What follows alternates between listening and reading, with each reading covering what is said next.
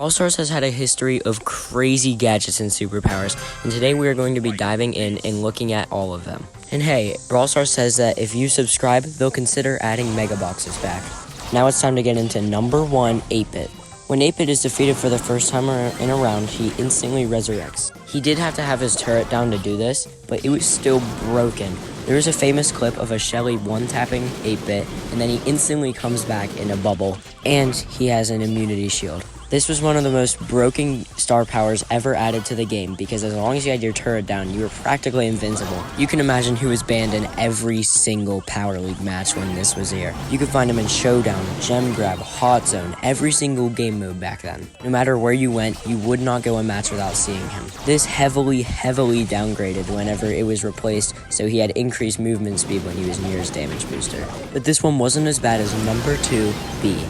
Seriously, Brawl Stars, what were you doing with this one? Basically, B was left at 1 health whenever a shot would kill her. You can imagine how broken this was because basically you had a second life just as well as 8-Bit had. I personally remember when this was a thing because back in the day, I bought a pack where you get a random epic power 10 brawler, and B was the one I got. So right away, I saw the 1 health and knew I had to buy her star power. I got it, and I got her to rank 15 pretty fast, and I was even pretty bad in the day. Now I have her rank 20, and that's because I got better with her. But back in the day, that was such a good star power. It's easy to see why it got removed, and I'm kind of happy they removed it because everyone was playing B. Now she's more balanced. They added a few buffs because the star power was taken away, and I think she's pretty balanced right now. This was later replaced with Honeycomb, which is what I use now, which is she gets a 30% shield whenever her big sting is charged. The downgrade here wasn't as bad as 8-Bits, but it was still, well, you know, not as good as having 1 health instead of dying. Now we move on to number 3, Surge. Surge could teleport forward instantly, and he had 3 charges per match as per every gadget. You could pull crazy things like going through walls, teleporting right up to a far-range person. It was insane. Everybody was taking advantage with Surge, and he even did extra damage back then. So basically, Surge was the best brawler in the game, no doubt about it. There was no hiding from Surge. He would get to you no matter what. The only place you could possibly hide from Surge was bushes, and he could escape from you easily with his teleport. There was no escaping unless you were Surge. I personally think this was just a little exaggerated. I think it would have been an okay gadget in the game. I knew it was a little bit overpowered, but they probably could have just decreased the skip by 1 tile. It's alright now because now we have this gadget. Gadget that overloads your circuits and gives you 1 extra upgrade, basically your super, for 10 seconds. A reasonable replace, still not as good as the old one though.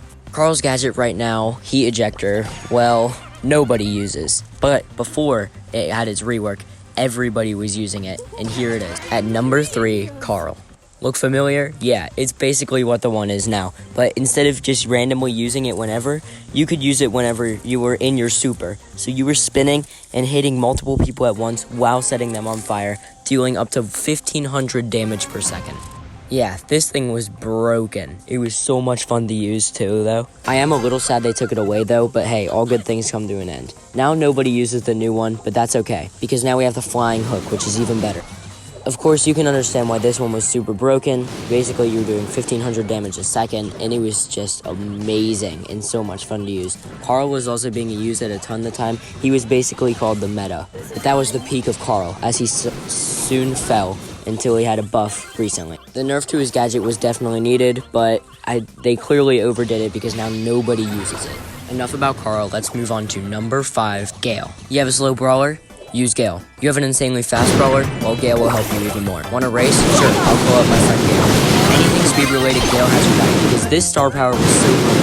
There's a famous clip of this one too where there's a Frank and a Piper. They both get the speed. The Frank takes the launch pad, and then they both get an instant goal in Brawl Ball. You wanted to get to anything first, such as gems or the Brawl Ball, then you could just use Gale. He was so great. This is back when his super had a knockback too, so it pushed him back when he did it.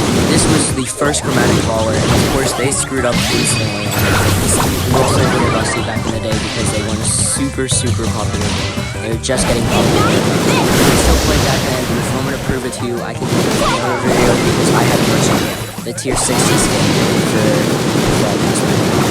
they were only 60 tier. But anyways, back to Gale, because now we have a gadget that all this really does is slow down your opponent's team. Yeah, massive. Anyways, on to number 6. not 1, not 2, not 3, but 4 balance challenges. But hey, let's save that for another video. Like and subscribe if you want to see who it is, and comment and guess who got all 4 balance challenges. Basically both their gadgets and superpowers. See you in the next video.